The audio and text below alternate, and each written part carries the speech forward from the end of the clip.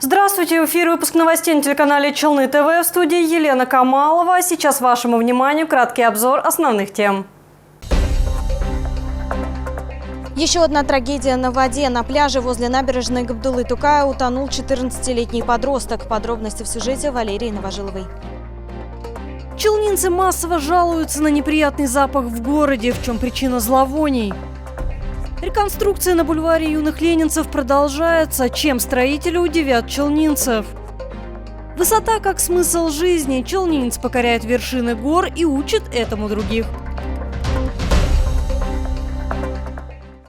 В Челнах произошла еще одна трагедия на воде. Горожане не успели оправиться от ЧП в поселке Элеваторная гора, где утонул подросток, как буквально через несколько дней. Водная стихия унесла жизнь еще одного мальчика. Это случилось на пляже в поселке ГЭС, в месте, где купание запрещено. Подробности далее.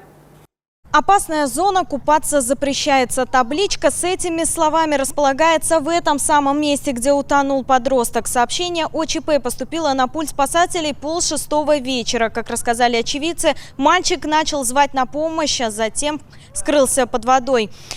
Через 40 минут спасатели нашли его тело. Подростка обнаружили в 15 метрах от берега на 2-метровой глубине. Мальчик пришел купаться с одноклассниками, рассказали спасатели. Его мама в этот момент находилась на работе. Подросток снял кроссовки, положил на них телефон и в футболке и шортах полез в воду. Когда мама позвонила узнать, как у сына дела, трубку взяли спасатели МЧС. Подросток был единственным ребенком в семье. Патрульный экипаж примерно за полчаса до этого только проходил это место массового отдыха граждан. По громкой связи всем объяснял, чтобы соблюдали меры предосторожности. Понимаете, там идет мелко и сразу 2 метра. Потому что начали искать из того, как нам указали место, наши спасатели, то, что спасатель идет, и обрыв там. Как и в предыдущем случае, проверку по факту гибели подростка организовала прокуратура. Надзорное ведомство сообщило о возбуждении уголовного дела. Уголовное дело возбуждено по статье «Причинение смерти по неосторожности». Расследование взято на особый контроль в прокуратуре. Напомним, что пляж в поселке ГЭС – это только зона отдыха у воды. Купаться здесь строго запрещено. Отметим, что власти планируют произвести очистку береговой линии и дна Меликески в этом районе, после чего купание разрешат. Валерия Новожилова, Кирилл Хабзей, новости Челны ТВ.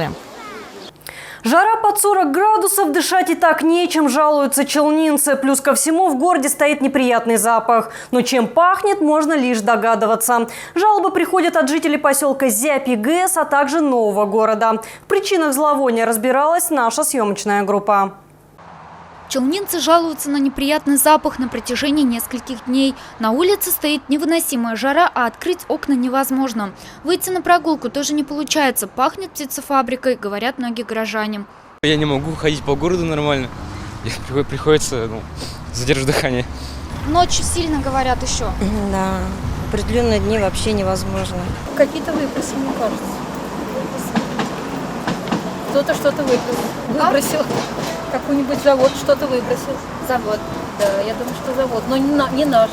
На сообщения горожан отреагировали и в Министерстве экологии и природных ресурсов республики. Специалисты провели проверку и выяснили причину неприятного запаха в набережных Челнах. В ходе обследования установлено, что 19 августа 2021 года одним из сельхозпредприятий Тукаевского района проводились работы по внесению удобрений на основе птичьего помета для питания почвы. График внесения совпал с сильной жарой и направлением ветра в сторону города. Юридическому лицу, проводившему эти работы, направлено предостережение о согласовании графика внесения удобрений при неблагоприятных метеоусловиях, пояснили экологи. Кроме того, информация была направлена в Роспотребнадзор и Россельхознадзор. В ближайшее время неприятный запах должен исчезнуть, успокоили челнинцев. Рузалия Фахрудинова, Кирилл Хабзей, новости Челны ТВ. Задали вопросы и сразу же получили ответы. В Набережных Челнах прошла встреча председателя Центра избиркома Татарстана Андрея Кондратьева с участниками избирательного процесса 2021, представителями партий, кандидатами, членами избиркомов. Подробнее далее. В преддверии выборов специальный проект форума избирателей «Мой голос» «Татарстан. Выборы. Диалоги» проходит в районах республики для обсуждения самых важных аспектов избирательной кампании. Это уже третья подобная встреча. До этого они были в Зеленодольске и Нижнекамске. Моделируются реальные ситуации, связанные с ходом выборов. Например, в рамках первого форума была, в общем-то, организована провокация. Желающие участники пытались вскрыть, не нарушив сейф-пакет с бюллетенями. Это не получилось, но все увидели, что на самом деле там выступают буквы, которые показывают, что была нарушена целостность пакета. В мероприятии приняли участие представители партий, кандидаты, а также члены избиркомов. Получить ответы на вопросы, касающиеся выборов, можно и на онлайн-форуме, отметили организаторы. Больше всего вопросов касались прозрачности выборов, антиковидных мер, электронного голосования. В ходе встречи велась прямая трансляция. Я считаю, что это должно быть в течение всей избирательной кампании. И самое главное, понимать, что избирательный процесс – это не Центр избирком, не теки и УИКи только, а это все участники избирательного процесса, прежде всего избиратели, партии, кандидаты. И в процессе избирательной кампании должна быть обратная связь, эффективная обратная связь. Расскажите, как будет проходить весь процесс голосования? Понятно, что голосуем 3 дня, чтобы не было этих домыслов, что можно голосовать на пеньках или еще что-то где-то. Будет 3 формы голосования. Голосование на избирательном участке, голосование на дому и голосование на отдаленных территориях. То есть это те территории, населенные пункты, которые не имеют ни избирательных участков, имеют очень серьезные проблемы с транспортной доступностью. В завершении форума организаторы продемонстрировали, как работает автоматизированная урна, и показали, что подбросить лишние бюллетени невозможно. Перед голосованием на крышку ставят пломбы с уникальным кодом, а поддельные бумаги без печати ЦИКа электроника не пропустит. Руслан Бекмухаметов, Кирилл Хабзей, новости Челны ТВ. А сейчас впереди короткая реклама, не переключайтесь.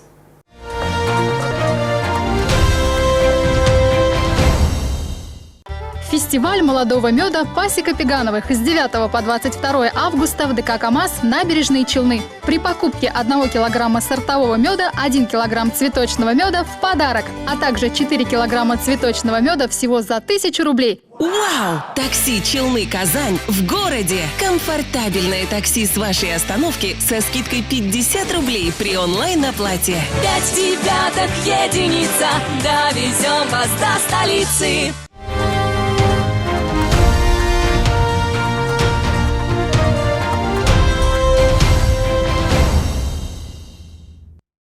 Вы смотрите новости, мы продолжаем. Реконструкция бульвара юных ленинцев на финишной прямой. Уже установлены игровые элементы и малые архитектурные формы. Также близится к завершению строительства главной изюминки бульвара – сухого фонтана. Каким будет обновленное пространство, расскажет Валерия Новожилова. В Набережных Челнах совсем скоро появится абсолютно новое общественное пространство. Раньше здесь, кроме дорожки и зелени, совсем ничего не было. Ну а сейчас, несмотря на то, что реконструкция еще не завершена, уже понятно, что здесь будет интересно как детям, так и взрослым. Реконструкция бульвара юных ленинцев началась еще в прошлом году. Тогда залили тротуары, озеленили территорию и установили освещение. В рамках второго этапа планируется построить кафе, летний кинотеатр, амфитеатр. Ну а изюминкой бульвара станет сухой фонтан. Это будет второй сухой фонтан в Набережных Челнах. Пока первый и единственный работает на набережной Габдуллы Тукая. Но особенность этой конструкции заключается в том, что вода будет выстреливать прямо из зеленой зоны, то есть как бы из травы. Таким образом, архитекторы хотели показать единение человека с природой. Как отметили строители, фонтан не планировали создавать архитектурным сооружением. Все инженерные системы спрятаны под землей, а вода будет выстреливать на 2-метровую высоту.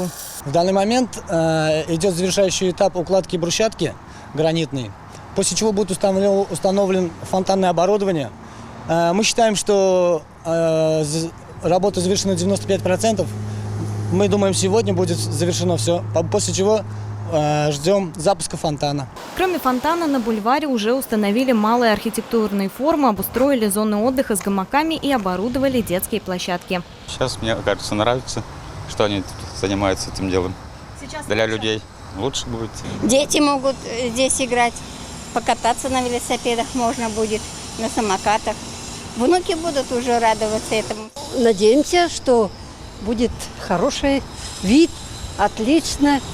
Уже начало есть, и уже это что-то чувствует, что будет в хорошем виде.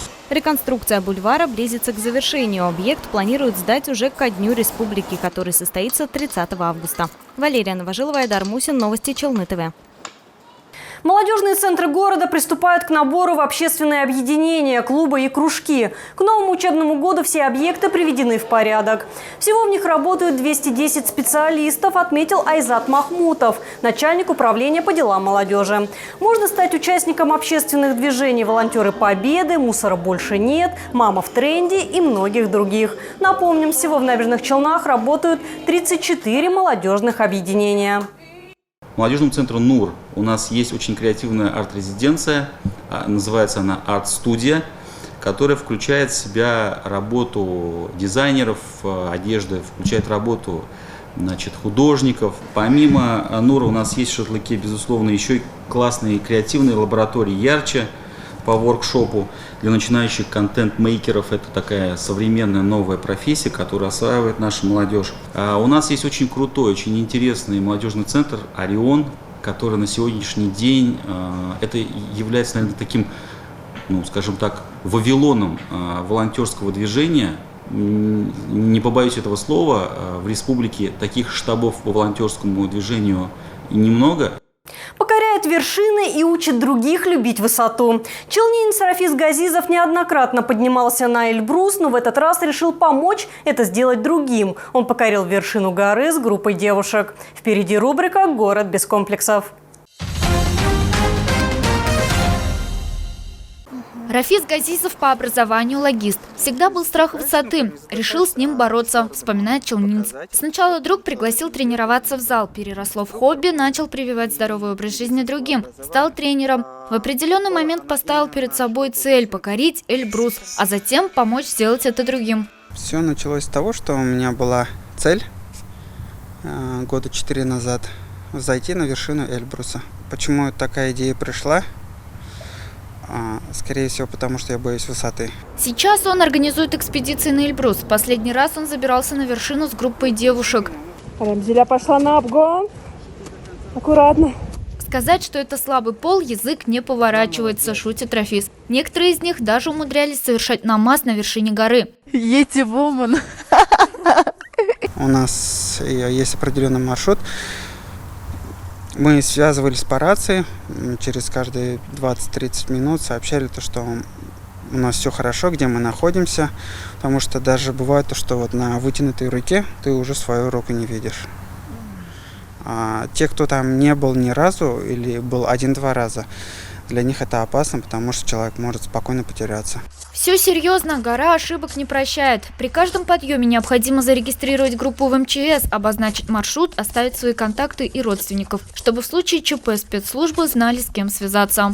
Сколько раз было то, что я уже еду на Эльбрус, там гуляю, либо делаю восхождение, спускаюсь, а родители об этом даже не знают. Потому что, чем меньше они переживают, тем больше я спокойнее.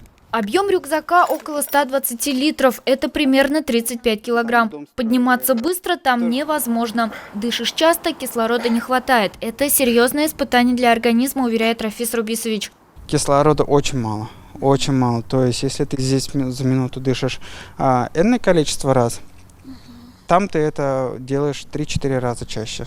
Но покорять вершины дано не каждому, предупреждают медики. Необходима не только физическая подготовка, но и психологическая. Естественно, организм должен быть здоровый. Здесь каждому свое. То есть вначале обращаемся к терапевту, базовый сдаем анализ, то есть клинический анализ крови, некоторые биохимические показатели. Это терапевт уже в каждом случае смотрит. В зависимости от пола, в зависимости от возраста. Мы понимаем, что 18-летнему это будут одни анализы. Если там человек после 60 собрался, там другие будут специалисты и анализы. Стоит отметить, что Николай Зотов знает, о чем говорит. Врач неоднократно покорял горные вершины Эльбруса, Урала, Тянь-Шани, Кавказа, Непала и даже Килиманджаро. Перед восхождением он также рекомендует пройти комплексную подготовку. Это плавание, бег, аэробные нагрузки, кроссфит. Розалия Фахрудинова, Кирилл Хабзей, новости Челны ТВ. Набережные Челны посетила делегация известных писателей. Встречу организовали в рамках экспедиции «Дни татарской поэзии». Мероприятие приурочено к Году родного языка и народного единства в республике. Проходят в разных городах Татарстана. Все желающие могут встретиться с писателями, обсудить вопросы издания книг, публикации стихов и прозы на родном языке. После Набережных Челнов участники экспедиции посетят Башкирию и Оренбург. Мы хотим пройти по тем местам, где проживают наши татары.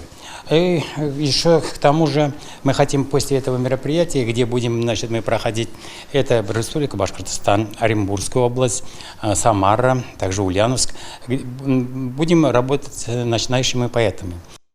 В городе пройдет республиканский фестиваль финно-угорских народов Республики Татарстан «Мы ветви древа одного». Жителей и гостей Набережных Челнов приглашают 21 августа в 13:00 на площадь Азатлык. На фестивале выступят творческие коллективы города, исполнители финно-угорских народов Татарстана и регионов России, а также молодежные этнофьюжн коллективы. Мероприятие проводится в нашем городе уже 7-й год подряд.